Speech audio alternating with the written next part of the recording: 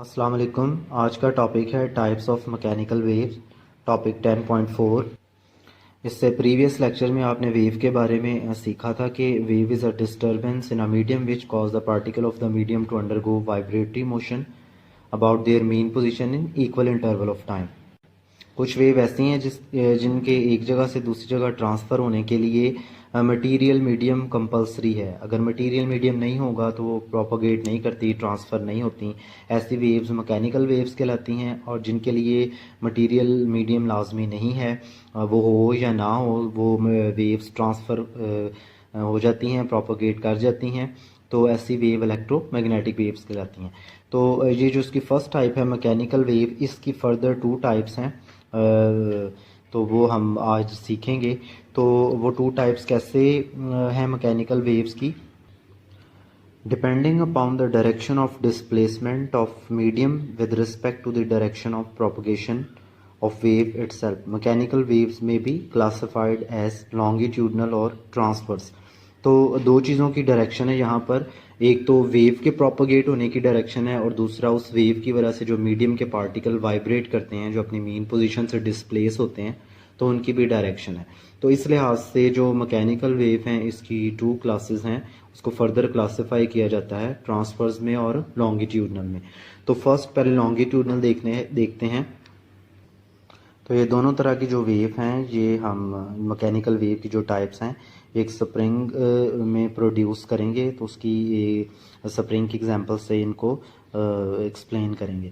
तो ये जो स्प्रिंग यूज़ किया गया है, इसके लिए इसका नाम है स्लिंकी। ये नेक्स्ट पेज पर इसकी फिगर बनी हुई है। इसका एक एंड जो है उसको स्ट्रॉन्ग सपोर्ट के साथ अटैच किया गया है, दूसरे को हाथ में लिया हुआ है। और अगर आप इस स्प्रिंग को फॉरवर्ड और बैकवर्ड पुश और पुल दें इक्वल इंटरवल ऑफ टाइम के साथ, तो ये किसी जगह से पुश करने पर कंप्रेस होगा, मतलब इसकी जो लूप्स हैं ये क्लोज हो जाएंगी, और खींचने पर, पुल करने पर ये थोड़ा सा नॉर्मल पोजीशन से स्ट्रेच होगा। यहाँ पर इसकी नॉर्मल पोजीशन शो की गई है, यहाँ पर ये कंप्रेस्ड फॉर्म में है, और यहाँ पर ये इतना सा स्ट्रेच फॉर्म में है। तो ये जो कंप्रेस्ड फॉर्म में है, इसको कंप्रेशन बोलते हैं। यहाँ पर भी शो किया गया है, और जहाँ से ये खींचेंगे तो ये स्ट्रेच होगा, तो ये स्ट्रेच फॉर्म में है, इसको रेयरफेक्शन बोलना है। कंप्रेशन और rarefaction, continuous pull and push motion of a hand जो है, उसकी वजह से इस स्लिंकी में, स्प्रिंग में कंप्रेशन और रेयरफेक्शन प्रोड्यूस होंगे। तो ये कंप्रेशन और रेयरफेक्शन इस स्प्रिंग के स्लिंकी के अलोंग मूव करेंगे। तो इस कंप्रेशन और रेयरफेक्शन की वजह से इसकी जो लूप्स हैं ये वाइब्रेट कर रही हैं। तो ये वाइब्रेटरी मोशन क्योंकि इस मीडियम में है, तो ये वेव कहलाएगी। तो वेव भी इसी डायरेक्शन में प्रोपोगेट करेगी। तो अब अगर यहाँ देखा जाए कि वेव की प्रोपोगेशन की डायरेक्शन ये है, जबकि मटेरियल के जो मीडियम के पार्टिकल्स हैं उसकी वाइब्रेटरी मोशन की भी डायरेक्शन ये है, दोनों पैरेलल हैं। तो इस तरह की मैकेनिकल वेव्स को हम लॉन्गिट्यूडनल वेव्स कहते हैं, लॉन्गिट्यूडनल वेव्स। और इसके अंदर जो पार्ट हैं, एक कंप्रेशन और रेयरफेक्शन है। ये दो अलग से शॉर्ट क्वेश्चन भी पूछे जा सकते हैं, तो इसकी डेफिनेशन यहाँ से आप मार्क कर लें। Wave consist of a region called compression, उन रीजन को कंप्रेशन कहा जाएगा, where the loops of the spring are close together. Compression जहाँ पर लूप्स क्लोज्ड हैं। और उसके बाद दूसरी डेफिनेशन है alternate with the regions called rarefaction, where the loops are spaced apart. जहाँ पर वो स्पेस्ड अपार्ट हैं, तो वहाँ पर उसका जो रीजन है उसको बोलेंगे रेयरफेक्शन। कंप्रेशन एंड रेयरफेक्शन, एक कंप्रेशन और एक रेयरफेक्शन को मिलाकर एक पूरी वेव बनती है। तो यहाँ पर वैसे वेव उसको वेव लेंथ को रिप्रेजेंट करने के लिए हम लेटर यूज़ करेंगे, ग्रीक लेटर लैम्डा। तो यहाँ पर डेफिनेशन लिखी हुई है इसकी प्रॉपर डेफिनेशन यहाँ से, the distance between two consecutive compression और इज कॉल्ड वेवलेंथ। तो कंप्रेशन भी कह सकते हैं, रेयरफेक्शन भी कह सकते हैं। यहाँ पर इसकी प्रॉपर डेफिनेशन भी लिखी हुई है लॉन्गिट्यूडनल वेव की। In longitudinal waves the particle of the medium move back and forth along the direction of propagation of wave, जिसमें जो मीडियम के पार्टिकल हैं वो वेव की प्रोपगेशन के along back and fourth move करें, यानी वाइब्रेट करें। इसके बाद नेक्स्ट टाइप है ट्रांसवर्स वेव।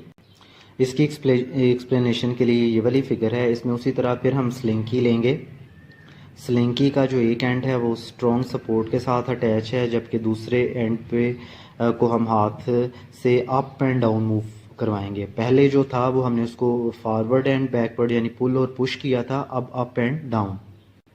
हैंड की अप एंड डाउन मोशन की वजह से स्प्रिंग में जो डिस्टर्बेंस प्रोड्यूस होगा उसमें स्प्रिंग का कुछ पार्ट जो है वो नॉर्मल पोजीशन से ऊपर चला जाएगा और कुछ पार्ट नॉर्मल पोजीशन से नीचे। ये इसकी नॉर्मल पोजीशन है।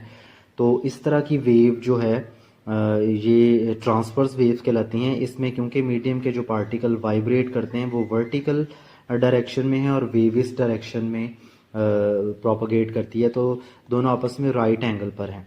ये उन्होंने एरो से शो किया है मूवमेंट ऑफ वेव और पार्टिकल की मूवमेंट के लिए। ये तो डेफिनेशन देखें, in the case of transverse wave the vibratory motion of the particle of the medium is perpendicular to the direction of propagation of wave।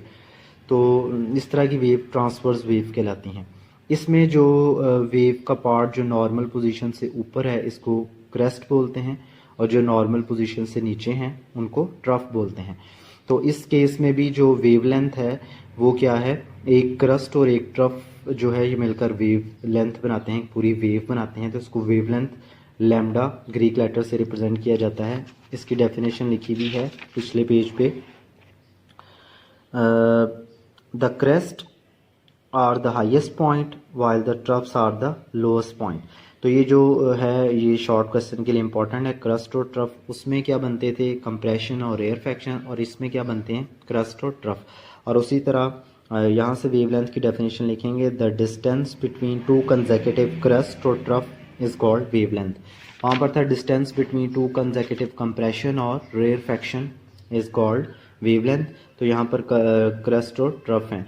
Crust और trough की वो जो डेफिनेशन है बुक में लिखी है वो बहुत शॉर्ट है, तो आप इसको ऐसे खुद से भी डिफाइन कर सकते हैं। The part of the wave which is above the normal position is called crust, the part of the wave which is below the normal position is called trough.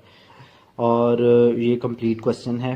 Long question के लिए आपने इसको तैयार करना है, तो इसकी एक्सप्लेनेशन आप अपनी वर्डिंग में लिख सकते हैं, लेकिन ये चार जो बातें हैं इसके अंदर ये लाजमी डिस्कस करनी है। लॉन्गिट्यूडनल वेव के लिए कंप्रेशन और रेयरफेक्शन और ट्रांसफ़र वेव के लिए क्रेस्ट और ट्रफ। तो एक्सरसाइज में इससे रेलिवेंट जो क्वेश्चन है वो है question number 5, distinguish between longitudinal and transfer wave with the suitable example. Example की मदद से, वो तो स्प्रिंग की एग्जाम्पल की मदद से हम ये क्वेश्चन को एक्सप्लेन करेंगे। और नेक्स्ट जो क्वेश्चन 6 है वो भी कुछ इससे मिलता जुलता है। Draw the transfer wave with the amplitude of 2 centimetre and wavelength of 4 centimetre. Label the crest and trough of the wave. एक आपने ऐसी वेव ट्रांसफर ड्रॉ करनी है जिसका एम्पलीट्यूड भी 2 हो और उसकी जो वेवलेंथ है वो 4 सेंटीमीटर हो और उसकी क्रस्ट और ट्रफ को लेबल करना है। तो ये यहाँ पर मैंने ड्रॉ की है, ट्रांसफ़र वेव है। ये देखें यहाँ से मार्किंग कर ली पहले स्केल के मुताबिक 0 1 2 3 4 5 6 7 8 सेंटीमीटर तक मैंने मार्क किया हुआ है। फिर 0 से लेकर 4 तक एक पूरी वेव होनी चाहिए। तो देखें 0 से 2 और फिर 4 तक एक पूरी वेव है। ये क्रेस्ट है और ये क्या है, ट्रफ।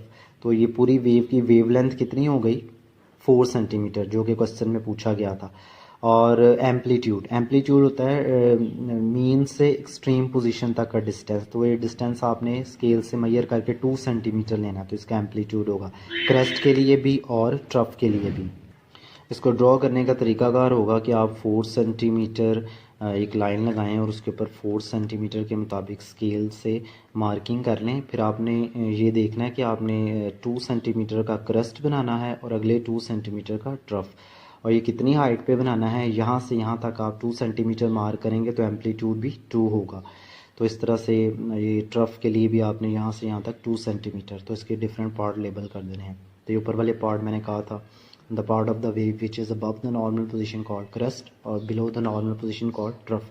तो ये क्वेश्चन था, ये 5 और 6 जो है ये मैंने मार्क करवा दिया है। इसके अलावा ये इंफॉर्मेशन दी हुई है पेज नंबर 9 पर। तो ये आपने शॉर्ट क्वेश्चन और एमसीक्यू के लिए देख लेनी है। इसमें बताया गया है कि longitudinal wave move faster in solid than through gases और लिक्विड।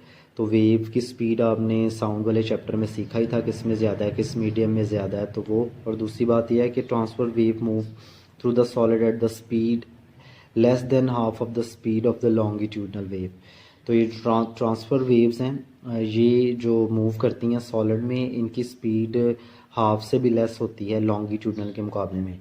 इसकी रीज़न ये है कि लॉन्गिट्यूडनल वेव में आप यहाँ देखें कि ये जो पार्टिकल मूव करते हैं, वाइब्रेट करते हैं, ये पैरेलल वाइब्रेट करते हैं वेव की प्रोपगेशन से, तो एनर्जी लॉस नहीं होती। लेकिन इस केस में, ट्रांसवर्स केस में, जो पार्टिकल है वो अप एंड डाउन मूव करते हैं और वेव की प्रोपगेशन के परपेंडिकुलर हैं, तो कुछ एनर्जी वहाँ पर यूटिलाइज होती है, तो इस वजह से यहाँ पर उसकी स्पीड कम होती है। तो ये इन्फॉर्मेशन आपने अच्छी तरह से याद कर लेनी है शॉर्ट और एमसीक्यू के लिए।